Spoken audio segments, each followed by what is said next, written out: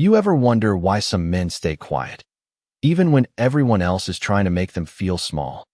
The voice cut through the steady hum of treadmills and clanking iron, low and casual, but sharp enough to turn a few heads inside the SEAL gym at Naval Base Coronado. Tyler Brooks stood near the center rack, a towel slung over his shoulder, sweat still glistening under the harsh fluorescent lights, his grin easy, confident, the kind that came from knowing exactly where he stood in the food chain. Across the polished rubber floor, an old man moved slowly with a mop, pushing it in long, steady strokes, the faint scent of disinfectant trailing behind him. His posture slightly hunched, his gray hair thin under the overhead glare, his presence almost invisible among the bodies built for war. Mick Donovan didn't look up. He didn't acknowledge the voice. He just kept moving, methodical, quiet, as if the world around him was nothing more than background noise. Brooks chuckled, nudging one of the younger operators beside him. "Hey, I'm talking to you, old man. Floor's already clean. Were you just like staying busy?" A few of the guys laughed, not loud, not cruel enough to draw attention from the senior enlisted in the far corner, but enough to fill the space between sets. Mick paused for just a fraction of a second, the mop stopping mid-stroke, then continued, dragging it along the same path like the interruption hadn't existed at all. That, more than anything, seemed to bother Brooks. Ignoring a man like him wasn't just rude, it was unnatural. "You ever serve?" Brooks pressed, stepping closer now, his boots soft against the rubber flooring. "Or you just been mopping floors your whole life?" The question hung there, casual on the surface, but edged with something sharper underneath. Mick's hands tightened slightly around the handle, knuckles faintly pale beneath the thin skin, but his face remained unchanged, eyes down, focused on the slow arc of water spreading across the floor. No answer, no reaction, just silence. In the far corner, Chief Petty Officer Aaron Blake leaned against a rack of dumbbells, arms crossed, watching. His expression wasn't amused. It wasn't annoyed. Either. It was something else. Something quieter. He had seen men like Brooks before, strong, capable, convinced they understood the world because they had survived the first part of it. And he had seen men like Mick too. But not many. Not like this.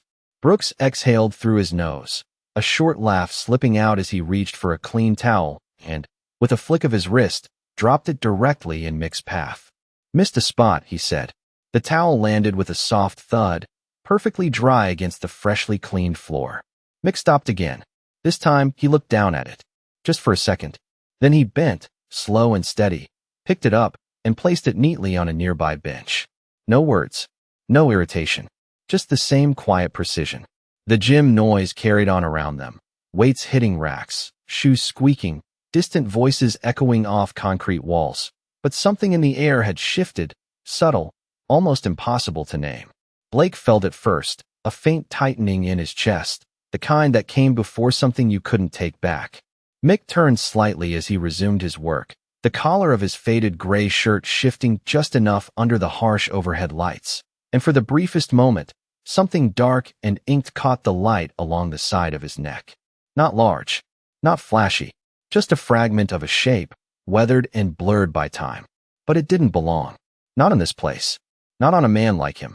Blake's eyes narrowed, his posture straightening just a fraction as the noise of the gym seemed to dull around him, his focus locking onto that single, fleeting detail, a quiet realization forming before he could stop it, low and heavy in his gut.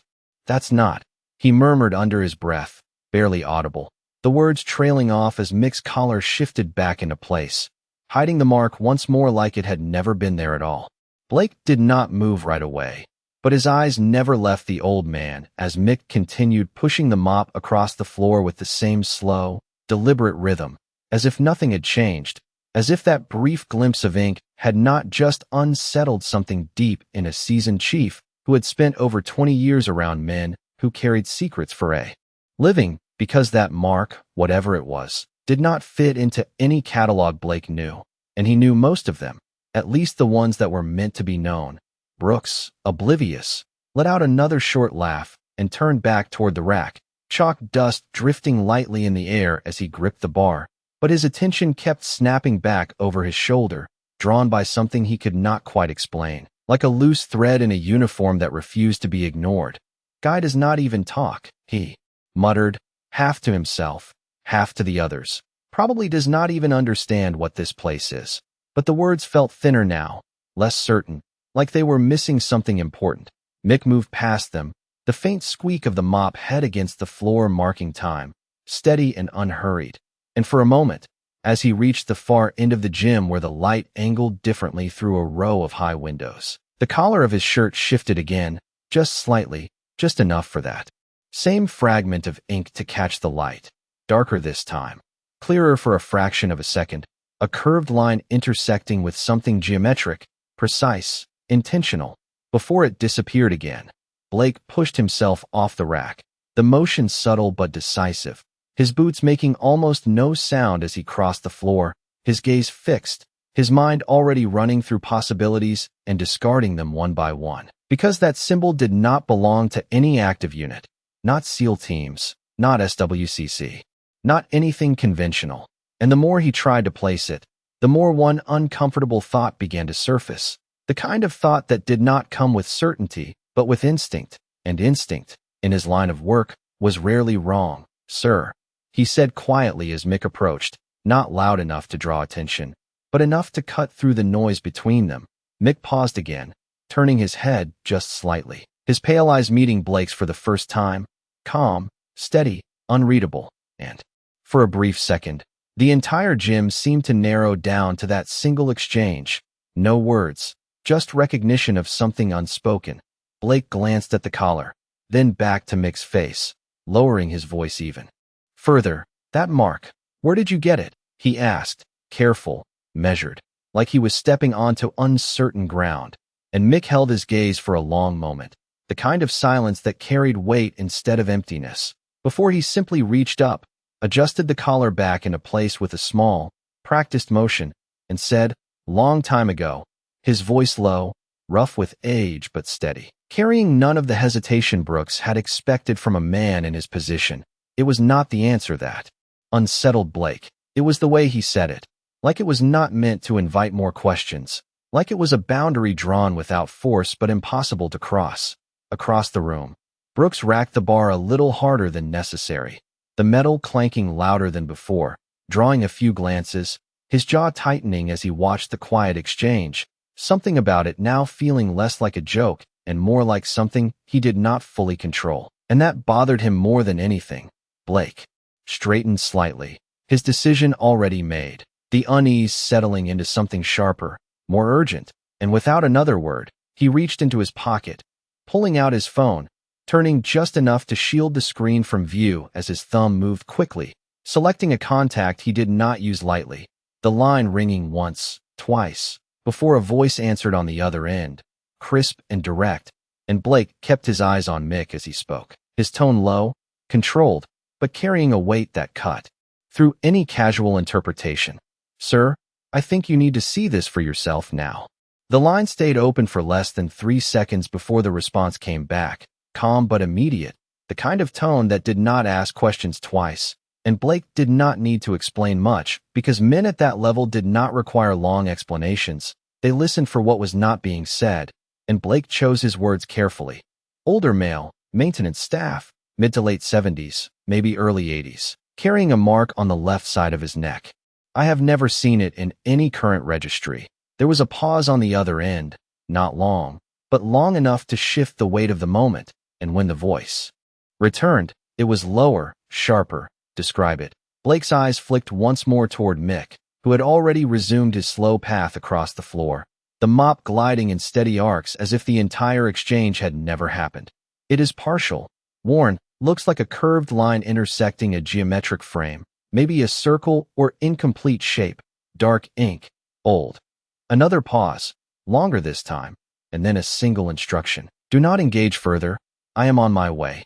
The line clicked dead before Blake could respond, and that, more than anything, confirmed what his instincts had already begun to whisper. Across the gym, Brooks felt the shift without understanding it. The way conversations softened, the way a few of the older operators had stopped joking entirely, their attention no longer on the weights or the sets or the casual rhythm of training, but drifting, subtly, toward the old man moving quietly along the perimeter. And it irritated him. That loss of control, that feeling that something had entered the room without his permission. "What? You all just going to stand there now?" he muttered, louder than necessary, forcing a grin that did not quite reach his eyes. "Guy cleans floors, that is it." But even as he said it, his gaze betrayed him, pulling back toward Mick, toward the space where that brief glimpse of ink had appeared, like his mind was trying to solve a problem it could not fully see. Mick, for his part, showed nothing, his movements unchanged, precise, almost ritualistic, the faint sound of the mop head dragging across the floor keeping a steady rhythm that seemed to exist outside the tension building in the room. And when he reached the far wall, he paused again, wringing the mop slowly into a bucket, the water swirling in quiet circles, catching the overhead light in dull reflections. Blake remained where he stood, phone now lowered at his side, his posture still, but his attention sharpened, every small detail registering, the way Mick held himself, the way his eyes moved without turning his head, the way his silence was not passive but deliberate, controlled, and the realization settled deeper with each passing second that this was not a man out of place. This was a man choosing to be unnoticed. Somewhere down the hallway outside the gym, a door opened with a muted click, followed by the distinct, measured cadence of footsteps moving with purpose, not rushed, not hesitant, but direct, and Blake felt it before he saw anything. That subtle tightening in the air that comes when authority enters a space unannounced. The kind of presence that shifts posture and quiets rooms without a single word spoken. Inside, the noise of the gym did not stop, not entirely. But it changed, conversations lowering, movements becoming slightly more deliberate, as if something unseen had drawn a line across the room that no one wanted to cross. And Brooks, still unaware of the full weight of what was coming, rolled his shoulders and stepped back toward the center, trying to reclaim the moment. But even he hesitated now, just slightly, his confidence no longer absolute. Mick lifted the mop once more, turning back toward the center of the floor, and, for a brief instant, as he stepped forward, the light caught the edge of his collar again, and this time the ink beneath seemed almost darker, as if it had been waiting, quiet and patient, for the right moment to be seen. And Blake's gaze locked onto it with a certainty that settled like stone, because whatever that mark represented, it was not something the modern system had forgotten, it was something it had chosen to bury. The footsteps did not hurry, and that was the first thing Blake noticed as they grew closer, steady and measured against the concrete hallway outside, each one carrying the kind of quiet authority that did not need to announce itself. And when the door finally opened, it was not with force but with precision, a controlled motion that drew every set of eyes in the gym without a single word spoken. Captain Nathan Cross stepped inside, his uniform crisp, his presence immediate, and the effect was subtle but undeniable. As conversations faded, weights were set down a little more carefully, and postures straightened almost instinctively, because even among elite operators, there were levels of command that carried their own gravity. Brooks turned first, wiping his hands on his towel, his expression shifting from irritation to something closer to alert curiosity. Not concern, not yet, but enough to register that something out of the ordinary had just entered the room. "Sir," he said, nodding once, expecting acknowledgement, expecting the usual exchange, but Cross did not look at him, not even for a second, his gaze moving past the center of the room, scanning once, deliberate, controlled, until it landed exactly where Blake already knew it would, on the quiet figure near the far side of the floor, still moving, still working, as if nothing had changed.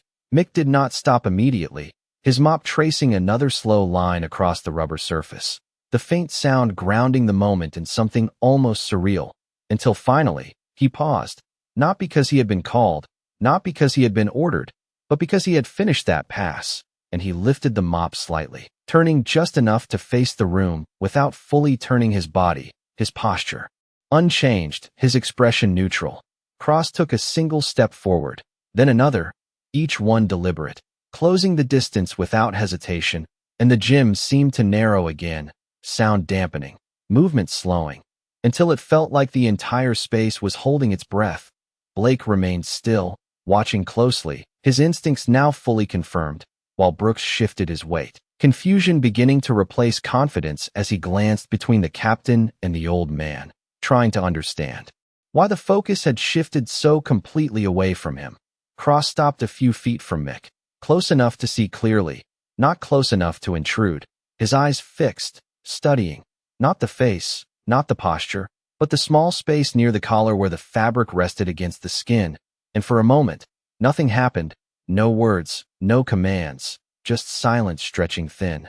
Then, with a motion so controlled it almost seemed rehearsed, Cross reached out, not aggressively, not abruptly, but with quiet certainty, and gently adjusted the edge of Mick's collar, just enough to reveal what had been hidden beneath, the faded ink catching the overhead light once more, clearer now, unmistakable in its shape, its lines worn by time but still precise in design.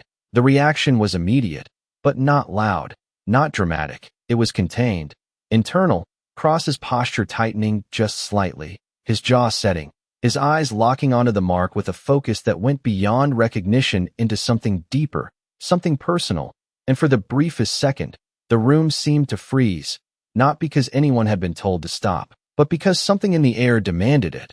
Brooks felt it without understanding it, his earlier confidence dissolving into a quiet, uncomfortable uncertainty as he watched the exchange unfold, his mind trying to reconcile the image in front of him with the assumptions he had made just minutes ago, and failing.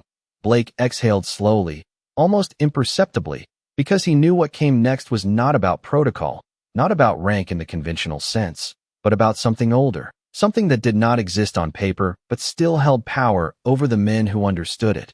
Mick did not pull away, did not react. He simply stood there, allowing the moment to settle, his eyes steady, meeting Cross's without challenge, without submission, just quiet acknowledgement, as if this recognition had always been inevitable, as if it had only been a matter of time before someone who knew would finally see. Cross did not remove his hand immediately, his fingers resting lightly against the fabric as if confirming what his eyes were already telling him. And in that stillness, something shifted inside him, something that reached past protocol and rank and into a place built on memory, on stories that were never written down but passed quietly between those who had earned the right to hear them. And when he finally let go, it was not abrupt, not reactive, but deliberate, controlled, as if even the smallest movement needed to be measured against the weight of what he had just seen. The room waited, not because anyone had ordered silence, but because no one wanted to break it first, and Brooks felt that pressure more than anyone, standing there with the towel still in his hand, his earlier confidence now replaced by a tightening uncertainty that crept up his spine, because whatever this was, it was no longer about him, and that realization unsettled him in a way he could not quite explain. Cross straightened slowly, his eyes never leaving Mick, and for a brief moment, it looked as if he might speak, as if he might explain, restore order, return the room to something familiar, but he did not. Instead, he took a half step back, creating just enough distance to stand fully upright, his posture aligning with something deeper than command structure, something instinctive, almost ceremonial. Blake watched closely, his breathing steady but shallow, because he recognized the shift, the transition from observation to acknowledgement, and he knew what it meant when a man like Cross hesitated, even for a second, before acting. Mick remained exactly where he was, one hand still resting on the handle of the mop, the other hanging loosely at his side, his expression unchanged, calm, steady, as if none of this was unexpected, as if this moment had already played out somewhere. Long before this room, long before these men. Cross inhaled once, slow and controlled, and then, without a word, he brought his hand up in a clean, precise motion, his fingers aligned, his posture locked, and he rendered a salute, not casual, not symbolic, but exact, sharp, and unmistakably deliberate, the kind of salute reserved for something that carried weight beyond the visible chain of command. The effect was immediate and absolute. The room did not just quiet, it stopped, every movement freezing mid-action, every sound cut short as if the air itself had been pulled tight, and Brooks felt it hit him like a sudden drop, his breath catching slightly as his mind tried to process what he was seeing, because the man he had mocked minutes ago, the man he had reduced to a janitor in his own mind, was now standing at the center of a moment that even a captain treated with formal respect. Blake lowered his gaze briefly, not out of submission, but out of recognition, because whatever that mark represented, whatever history it carried, it had just been acknowledged at a level that did not require explanation. Mick did not return the salute immediately.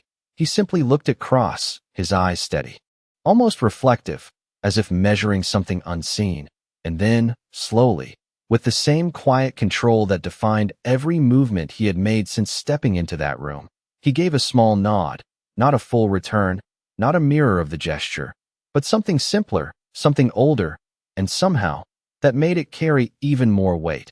Cross held the salute for a second longer than regulation required, then lowered his hand with the same precision, his expression composed, but no longer neutral. There was something there now, something like respect stripped of formality, something personal. Across the room, Brooks lowered his eyes without realizing it, the towel slipping slightly in his grip, his earlier words echoing back at him in a way that no longer felt harmless. And for the first time since the moment had begun, he did not know where to stand, not physically, but within the hierarchy he thought he understood, because something invisible had just rewritten it in front of him.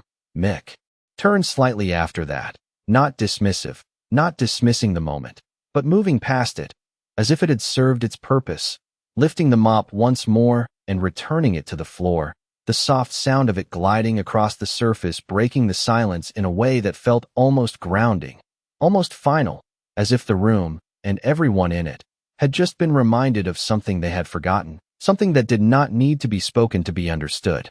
The sound of the mop sliding across the floor settled into the room like a steady heartbeat, grounding everything that had just happened, and for a few long seconds, no one spoke, no one moved beyond what was necessary, as if any sudden action might break something fragile that had just been revealed. Cross remained where he stood, his posture still composed, but no longer rigid, his eyes following Mick not with authority, but with a quiet awareness that carried far more weight than rank alone. And Blake, standing a few steps behind, let out a slow breath he had not realized he was holding, his instincts now fully aligned with what he had just witnessed, because whatever history lived behind that faded mark, it had just been confirmed in the only way that mattered. Brooks shifted his stance, the rubber floor soft under his boots, but it felt different now, less solid, less certain, and he glanced around the room, expecting someone to speak, to laugh it off, to reset the moment into something familiar, but no one did. The older operators had gone still, their expressions neutral but attentive, and even the younger ones, who had followed his lead minutes ago, now avoided his eyes, their focus drifting instead toward the quiet figure, moving methodically along the edge of the gym. Mick did not look back, did not acknowledge the shift in the room. He simply continued his work, wringing the mop again with slow, practiced hands, the water swirling in the bucket before settling, the same way the tension in the room was beginning to settle, not disappearing, but changing shape. Cross finally moved, one step to the side, giving Mick a clear path without needing to say anything. A small gesture, but one that did not go unnoticed. And Blake caught it immediately, because men like Cross did not step aside without reason, not in a space they commanded, and that single movement said more than any explanation could. Brooks saw it too, and that was the moment something inside him shifted, not fully understanding, not yet, but enough to recognize that the ground beneath him was no longer where he thought it was, and he cleared his throat, a small, unnecessary sound, trying to reclaim something of the control he had lost. "Sir, I did not realize," he began, but the words faltered before they could form into anything meaningful, because Cross did not turn to him, did not respond, and that silence carried more weight than any correction would have.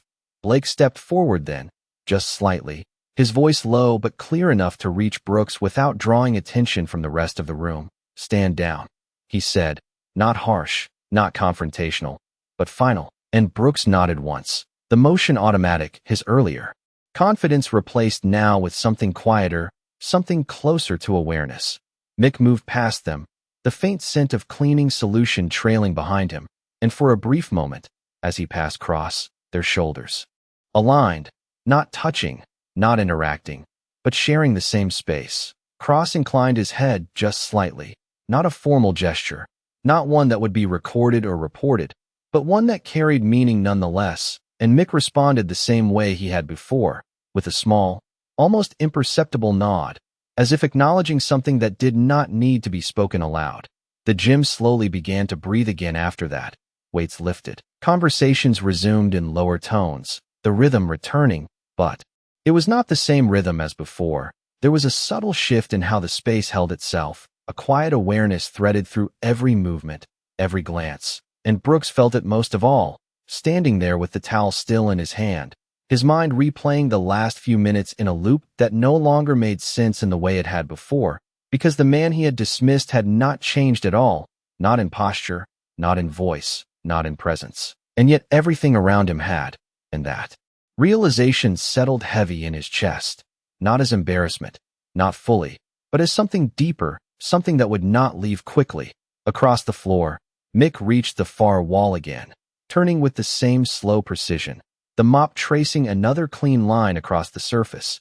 And if anyone had been watching closely enough, they might have noticed that nothing about him had changed, not before, not during, not after, as if the moment that had just altered the room had never been about proving anything at all, but simply about being seen by the right pair of eyes at the right time. The rhythm of the room never fully returned to what it had been, and the men who noticed it most were the ones who had learned, over years of training and deployment, to pay attention to what could not be measured or logged, the subtle shifts in posture, the way voices lowered without instruction, the way space itself seemed to reorganize around a single quiet presence. Brooks tried to fall back into routine, gripping the bar again, adjusting his stance, forcing his focus onto the numbers, the reps, the measurable things that had always defined his place here.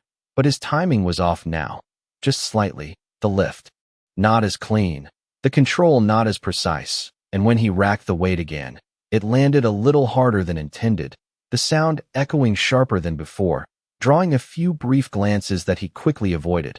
Across the floor, Mick continued moving in steady lines, each pass of the mop deliberate, unhurried, his world seemingly unchanged by the moment that had just unfolded, and that, more than anything, unsettled Brooks, because there was no reaction to anchor himself against, no acknowledgement that could explain what had just happened, only the same quiet presence that had been there from the beginning.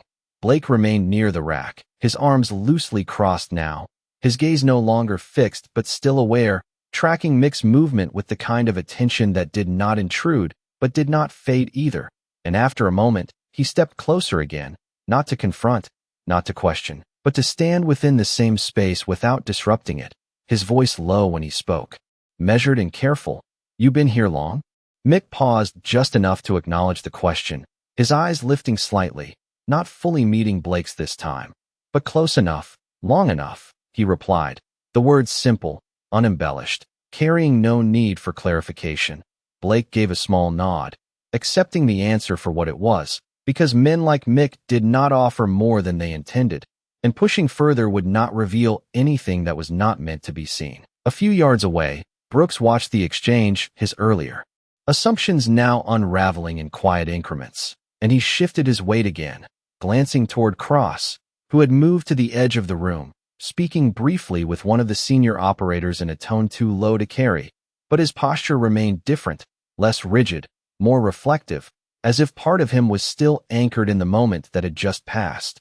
Brooks exhaled slowly, running a hand through his hair, the gesture more uncertain than he would have allowed before, and after a brief hesitation, he stepped away from the rack, his boots carrying him across the floor with less confidence than usual, until he stopped a few feet from Mick, not close enough to intrude, but close enough to be heard. "Hey," he said, the word lacking the edge it had carried earlier, and Mick paused again, turning his head slightly, waiting, not expectant, not impatient, just present. Brooks swallowed once, the words he had used before now feeling misplaced, inadequate, and he settled for something simpler. "Did not mean anything by earlier," he said, the sentence plain, without excuse or justification. And for a moment, there was no response, just the quiet hum of the room and the faint drip of water from the mop back into the bucket. Then Mick gave a small nod, not dismissive, not forgiving in any formal sense, just acknowledging that the words had been spoken, and he returned to his work without adding anything more. Brooks stood there a second longer than necessary, then stepped back, the space between them feeling different now, not larger, but more defined, and as he turned away, he realized something that had not been clear before, that respect in this room had never been about volume or visibility or even rank alone. It had been about something quieter, something earned long before anyone here had the chance to witness it. Mick reached the end of another pass and turned again, the same steady motion, the same quiet presence, and if anyone had been watching closely enough, they might have noticed that nothing about him had shifted at all, not his pace, not his posture, not his expression, as if the moment that had just redefined the room had never required him to change in the first place. The gym carried on, but not in the same way it had before. The sounds of movement and effort now layered with something quieter, something more deliberate, as if every man present had adjusted his awareness by a fraction, not enough to disrupt routine, but enough to change how they occupied the space. Cross remained near the edge, his conversation finished, his posture relaxed but attentive, and from time to time his gaze returned to Mick, not out of curiosity anymore, but out of recognition, the kind that did not fade once it had settled in. Blake stood a few feet away, his presence steady, no longer on alert, but still grounded in that same understanding. The kind that comes from seeing something rare and knowing better than to disturb it. Brooks had moved back to his station, his hands resting on the bar without lifting it, his breathing even, but his focus elsewhere, replaying the moment in pieces that no longer aligned with his earlier assumptions. And for the first time since stepping into the gym that morning, he was not thinking about performance or numbers or proving anything. He was thinking about what he had missed, what he had overlooked simply because it had not fit into the framework he had been taught to recognize. Across the floor, Mick reached the end of another pass and paused at the bucket, wringing the mop slowly, the water twisting and settling again, the same small cycle repeating with quiet consistency. And as he lifted it once more, he glanced up briefly, not scanning the room, not measuring it, but simply observing, his eyes passing over faces without lingering, as if each one had already told him what he needed to know. A pair of younger operators near the far wall lowered their voices as he moved closer, not out of fear, but out of a subtle shift in respect that none of them could quite articulate, their earlier casual energy replaced by something more measured, more aware, and even Brooks noticed it now. The way the room adjusted around a man who had not asked for attention and did nothing to hold it, yet carried it all the same. Cross finally stepped forward again, not directly toward Mick this time, but along a parallel line, his path intersecting briefly without interrupting. And as he passed, he spoke just once, his voice low, meant only for Mick to hear. "Good to see you still standing." The words simple, but carrying a weight that did not belong to casual conversation, and Mick responded without breaking stride, his voice just as quiet. "Some of us do. No more, no less." The exchange brief, contained, but enough to confirm that whatever connection existed between them was not new, not recent, but rooted somewhere far beyond this room. Brooks caught only fragments of it, enough to know there was history there, enough to understand that what he had witnessed was not an isolated moment, but a continuation of something that had been in motion long before he arrived. And that realization settled differently than anything else had, not sharp, not immediate, but steady, like something that would take time to fully understand. Blake watched the exchange without reacting, his expression unchanged, because for him, the meaning was already clear, not in detail, not in specifics, but in structure, in the way respect had been given and received without explanation, without performance, without the need for anyone else in the room to fully understand it. Mick reached the final section of the floor, the last stretch before the exit, and he slowed slightly, not because he was tired, not because he was hesitating, but because he was finishing, completing the task with the same care he had shown from the beginning. And when he was done, he lifted the mop, resting it against the bucket, his movements precise, unhurried, as if every action had its place and nothing needed to be rushed. For a brief moment, he stood there, not looking at anyone in particular, not drawing attention, just present. And then he turned toward the door, his steps as steady as they had been when he first entered, leaving behind a room that felt subtly different than the one he had walked into. not louder, not quieter, but more aware, as if something unspoken had passed through it and settled into the space between the men who remained.